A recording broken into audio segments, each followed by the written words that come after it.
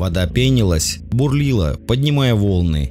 В центре этой аномалии был виден под водой странный крестообразный объект, очень крупных размеров, с большой самолет.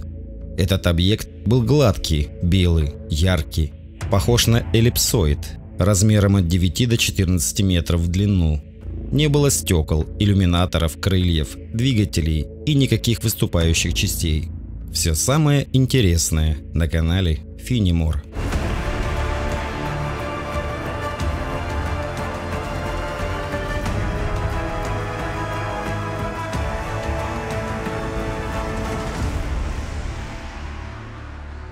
Всем привет! С вами Finimore. Пилот ВВС США рассказал о том, что НЛО, напоминающее по форме куриное яйцо, вывел из строя радар истребителя.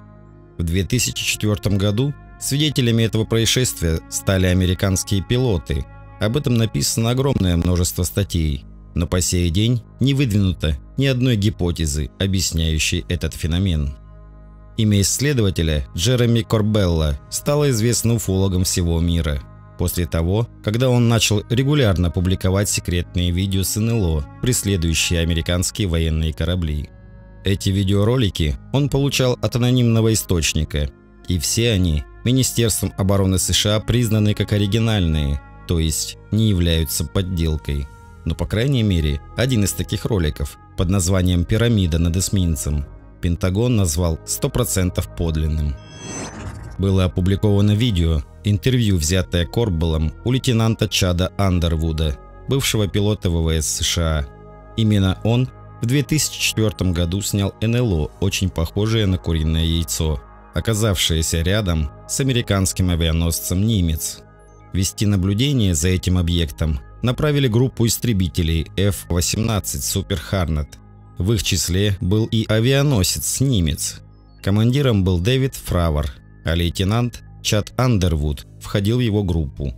Видеозаписи об этом инциденте были распространены в сети в 2007 году и в 2017, получив массовую огласку в прессе. В ноябре 2004 года ВМС США проводили военные учения в Тихом океане у границы с Мексикой. Первым странные объекты на радаре заметил экипаж ракетного крейсера «Принстон». Этими объектами оказалась группа НЛО, которые передвигались примерно со скоростью 190 км в час на высоте около 8500 км. В то же время радарами других кораблей США, которые находились в этом же районе на учениях, тоже были зафиксированы эти объекты. Спустя несколько дней эти необычные объекты снова были замечены.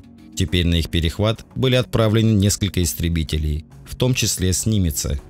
Подлетев ближе к тому месту, где на радарах были указаны неопознанные объекты, пилоты увидели в океане участок бурлящей воды диаметром примерно от 50 до 100 метров. Вода пенилась, бурлила, поднимая волны. В центре этой аномалии был виден под водой странный крестообразный объект очень крупных размеров, с большой самолет. Через некоторое время пилоты заметили НЛО, которое парило, создавая хаотичное движение на высоте 15 метров над водой. Пилоты дали прозвище этому объекту «Тик-так», так как он напоминал внешне дрожжи Тик-так, только большого размера. Объект был гладкий, белый, яркий, похож на эллипсоид. Размер его был от 9 до 14 метров в длину. Не было стекол, иллюминаторов, крыльев, двигателей и никаких выступающих частей. Когда появились рядом истребители, этот объект резко ускорился и мгновенно исчез. Вернувшись на «Нимец», пилоты рассказали об увиденном. Было принято решение отправить еще одну группу истребителей, которые были оснащены более новейшим прицельным модулем с инфракрасной камерой. Во время съемки НЛО он то зависал неподвижно на высоте примерно 18 километров, то резко снижался за пару секунд до высоты всего 150 метров. Двигался на скорости около 900 км в час, делал резкие развороты и на огромной скорости скрывался из виду. Его возможно было отследить только с помощью инфракрасного излучения. Джереми Корбелл взял интервью у Чада Андервуда и поделился этим интервью, но лишь только ее небольшой частью. Андервуд рассказывал о том, что НЛО заблокировало его радар. Как только он напал на интересующую цель на радаре, и взял эту цель в замок, вот тогда и стали происходить все эти необычные маневры. Тик-так вел себя хаотично. Мы увидели строболинии, то есть это вертикальные линии, которые видны на радаре и указывают на то, что нас заблокировали. По словам Джереми Корбелла, действие НЛО было очень агрессивным. Практически 15 лет Чад Андервуд после инцидента возле Нимца не общался с прессой и только в 2019 году дал свое первое интервью журналистам. Андервуд рассказал журналистам, что больше всего его поразило, насколько нестабильно было поведение НЛО в воздухе, то есть резкое изменение в высоте, скорости, а также его внешний вид был совсем не похож на те объекты, с которыми он когда-либо встречался. С физической точки зрения объект вел себя ненормально, и это очень бросалось в глаза. Самолеты, пилотируемые или беспилотные, подчиняются законам физики. У них есть источник подъемной силы и источник движения. Но Тик-так увеличивал с 50 тысяч футов, это 15 метров, до 100 футов, 30 метров за секунды. А это физически невозможно. Еще одним очевидцем НЛО Тик-так стал Боуман из ВМФ США. Он также рассказывал о наблюдении за НЛО, который опустился под воду. Боуман сообщил об инциденте своему начальнику. Тот лишь в ответ сказал: «Все видят подобное странное дерьмо в океане». Практически во всех наблюдениях за НЛО в форме дрожжа Тик-так упоминаются инциденты в основном с американскими военными кораблями USS Амаха и USS Нимец. Хотя были и другие корабли в этом же районе с пилотами и членами экипажа, у которых тоже были встречи с Тик-так объектами. Джон Боуман служил в ВМФ США с 2008 по 2013 год. В 2010 году он находился на борту американского авианосца USS Карл Винсон. Корабль направлялся в сторону Гаити с гуманитарной помощью для пострадавших после землетрясения. Боуман рассказывал, что он увидел большой белый объект в форме дрожжей Тик-так, около 20 футов в длину, 6 метров, который внезапно появился, двигаясь вправо, и очень быстро нырнул под воду и исчез в глубине. Это точно был твердый объект, но когда он спустился под воду, его передняя часть быстро сложилась и объект исчез. Боуман был помощником наводчика. В перерыве от работы он сидел на краю палубы и смотрел вниз на воду, и тогда-то он и увидел этот объект. В интервью исследователю НЛО Райану Спрэгу Боуман рассказал, что сидя на палубе он ожидал увидеть акул, дельфинов, китов, гигантских кальмаров, морских черепах и рыбу-меч, но никак не ожидал увидеть неопознанный подводный объект. История наблюдения Тик-так НЛО пилотами Нимца, которая случилась в 2004 году, в то время еще не была раскручена в СМИ. Однако эти объекты точно были известны среди военно-морского персонала, экипажа и пилотов авианосцев.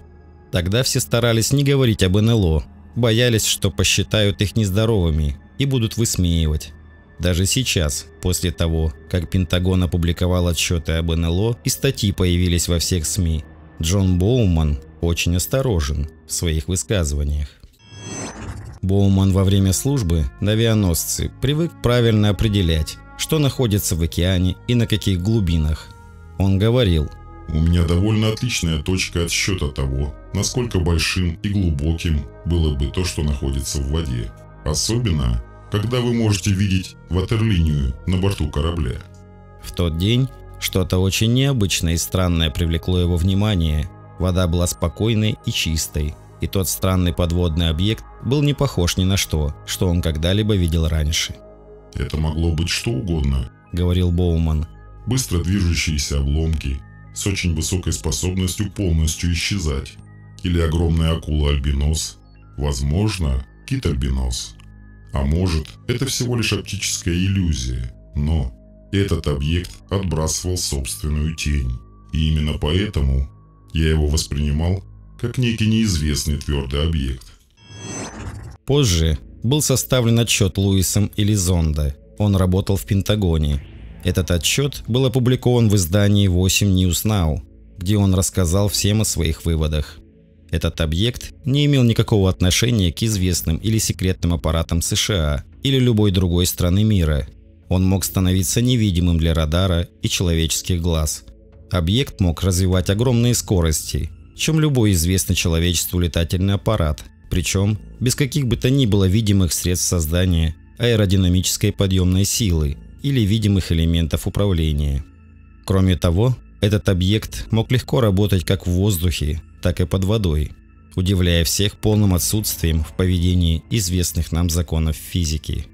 Несмотря на то, что даже в этом отчете говорится об аппарате неизвестного нам происхождения, явно созданного кем-то, никто не спешит признавать это на все 100%, лишь осторожно высказываясь на этот счет.